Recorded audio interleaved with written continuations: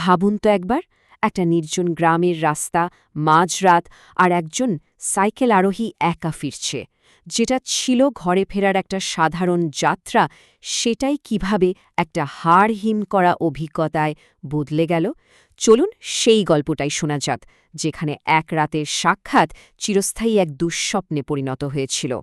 ঠিক এই অনুভূতিটাই কিন্তু এই গল্পের একেবারে কেন্দ্রে রয়েছে, একাকিত্ব আর এক অজানা ভয়। যখন চারপাশে ঘুটঘুটে অন্ধকার আর সঙ্গে কেউ নেই, তখন একটা সাধারণ রাতের জার্নিও যে কি ভয়ঙ্কর হতে পারে সেটাই আমরা দেখব এই গল্পে। তো গল্পের শুরুতেই আমরা সুদীপ্তর সাথে পরিচিত হব আর দেখব সেই অশুভ পথটা, যেখানে তার জন্য অপেক্ষা করছিল এক ভয়াবহ পরিণতি। রাত তখন 10টা। সুদীপ্ত শহর থেকে গ্রামের দিকে সাইকেল চালিয়ে ফিরছে। চারদিকে মিশমিশে কালো অন্ধকার, এবড়োখেবড়ো কাঁচা রাস্তা, আর আলো বলতে গেলে আকাশে শুধু একফালি ক্ষয়ে যাওয়া চাঁদ। মানে পরিবেশটাই যেন একটা ভয়ের মঞ্চ তৈরি করে রেখেছিল। আর এই নির্জন পথের ঠিক মাঝখানে ছিল একটা বিশাল প্রাচীন বটগাছ। গ্রামের লোকেরা গাছটাকে বলতো অলক্ষণে, মানে অশুভ বা অমঙ্গলজনক কিছু। এই গাছটাকে ঘিরেই গ্রামের লোকেদের মনে জমেছিল নানা লোককথা আর ভয়। গ্রামের বয়স্কদের মুখে মুখে এই কথাটা ঘুরত। এটা শুধু গল্প ছিল না, ছিল একটা সাবধানবাণী, একটা অশুভ ইঙ্গিত। আর এই বিশ্বাসটাই যেন একটু পরে যা ঘটতে চলেছে তার জন্য মঞ্চটা পুরোপুরি তৈরি করে দিয়েছিল। আর ঠিক ওই অলক্ষণে গাছের কাছাকাছি আসতেই গল্পের মোড় ঘুরে যায়। সুদীপ্তর সঙ্গে এমন একজনের দেখা হয় যে তার জীবনটাকে চিরদিনের মতো বদলে দিতে চলেছিল। একবার ওই মুহূর্তটার কথা ভাবুন তো। সুদীপ্ত সাইকেল চালিয়ে আসছে, আর ঠিক সেই অশুভ গাছটার নিচে জমাট বাঁধা অন্ধকারে সে দেখল কেউ একজন দাঁড়িয়ে আছে। শুধু এই দৃশ্যটাই কিন্তু বুকের ভেতরটা কাঁপিয়ে দেওয়ার জন্য যথেষ্ট। প্রথমটায় সবকিছু কিন্তু খুবই স্বাভাবিক ছিল। সাদা ধুতি পরা একজন বৃদ্ধ হাত নেড়ে তাকে থামতে বললেন। একজন বয়স্ক মানুষকে দেখে সুদীপ্তও সাইকেল থামালো, আর ঠিক তখনই বৃদ্ধ তার অনুরোধটা জানালেন। অনুরোধটা খুব সাধারণ, তাই না? বাবা, একটু এগিয়ে দেবে? এই নিরীহ কথাগুলো শুনে সুদীপ্ত আর না করতে পারল না। সে ভাবতেও পারেনি যে তার এই ছোট একটা হ্যাঁই তার জীবনের সবচেয়ে বড় ভুল হতে চলেছে। বৃদ্ধকে সাহায্য করার সিদ্ধান্ত তো সুদীপ্ত নিল, কিন্তু ঠিক তখন থেকেই সবকিছু কেমন যেন বদলে যেতে শুরু করল। খুব তাড়াতাড়ি সে বুঝতে পারল যে তার পেছনের যাত্রী কোনো সাধারণ মানুষ নয়। ভয়টা কিন্তু ধীরে ধীরে বাড়ছিল। প্রথমে সাইকেলটা হঠাৎ করেই অস্বাভাবিক ভারী হয়ে গেল। মনে হচ্ছিল যেন সে কোনো মানুষ নয়, আস্ত একটা পাথর বয়ে নিয়ে যাচ্ছে।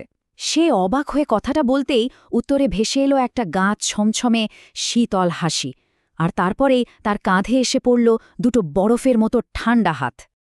আর তখনই ভয়টা যেন আরও জাঁকিয়ে বসল। বৃদ্ধের গলার স্বরটা একেবারে বদলে গেল। সেটার মানুষের গলা ছিল না, বরং মনে হচ্ছিল যেন ভাঙা বাসনের ঘষা লাগার মতো একটা কর্কশ আওয়াজ। কথাগুলো ছিল একটা স্পষ্ট অশুভ সংকেত। এবার আমরা গল্পের সেই চূড়ান্ত মুহূর্তে চলে এসেছি। সুদীপ্তর সাইকেলে লাগানো সামান্য একটা জিনিসই তাকে এমন এক ভয়ঙ্কর সত্যি দেখাবে যা তার কল্পনারও অনেক বাইরে ছিল। গল্পের এই টুইস্টটা সত্যিই অসাধারণ। একটা সামান্য লুকিং গ্লাস, যেটা হয়তো সে রোজই দেখে, কিন্তু সেই রাতে ওই আয়নাটাই হয়ে উঠল এক ভয়ঙ্কর সত্যের দরজা। প্যাডেল করতে করতে হঠাৎ করেই তার চোখটা চলে গেল সেদিকে।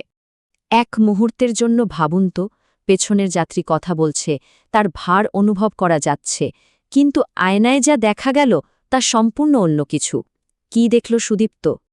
আয়নায় কোনো বৃদ্ধ ছিল না, তার বদলে বসেছিল একটা বীভৎস কঙ্কালসার শরীর, যার চামড়াগুলো আলগা হয়ে ঝুলে পড়েছে। পা দুটো ছিল উল্টো দিকে ঘোরানো, আর তার লম্বা লম্বা নখগুলো সুদীপ্তর পিঠ খামচে ধরেছিল।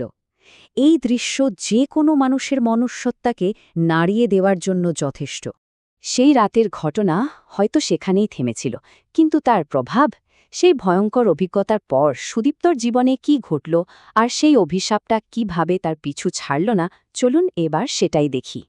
ওই ভয়ঙ্কর দৃশ্যটা দেখার পর সুদীপ্ত ঠিক যা করার তাই করল। সে আতঙ্কে চিৎকার করে সাইকেলটা ফেলে দিয়ে পাশের ঝোপের মধ্যে জ্ঞান হারাল। সেই মুহূর্তে পালানো ছাড়া তার কাছে আর কোনো রাস্তাই খোলা ছিল না। আর এটাই ছিল গল্পের সবচেয়ে অবিশ্বাস্য মোড়। সুদীপ্তর মনে হচ্ছিল সে সারা রাত ধরে পাগলামির মতো সাইকেল চালিয়েছে, কিন্তু আসলে সে এক পাও এগোতে পারেনি। পরদিন সকালে যখন গ্রামের লোকেরা তাকে খুঁজে পেল, সে সেই অলক্ষণে বটগাছের নিচেই পড়েছিল। মানে, সেই লোককথাটা অক্ষরে অক্ষরে সত্যি প্রমাণিত হল। সুদীপ্ত প্রাণে বেঁচে গিয়েছিল বটে, কিন্তু সেই রাতটা তার শরীরে আর মনে একটা স্থায়ী দাগ রেখে গেছে। তার পিছে আজও সেই লম্বা নখের 5টা গভীর চিহ্ন রয়ে গেছে। শুধু তাই নয়, অমাবস্যার রাতে আজও সে ঘুমের ঘোরে ভয়ে চিৎকার করে ওঠে, কারণ জানালার ওপাশ থেকে ভেসে আসে এক পরিচিত কণ্ঠস্বর। আর সেই কণ্ঠস্বরটা আজও তাকে একই প্রশ্ন করে যায়। এই প্রশ্নটাই যেন আমাদের মনে এক শীতল ভয় ঢুকিয়ে দেয়। কিছু অভিশাপ হয়তো কখনোই শেষ হয় না, তারা বারবার ফিরে আসে, ঠিক সেই বাঁক মোড়ের যাত্রীর মতোই।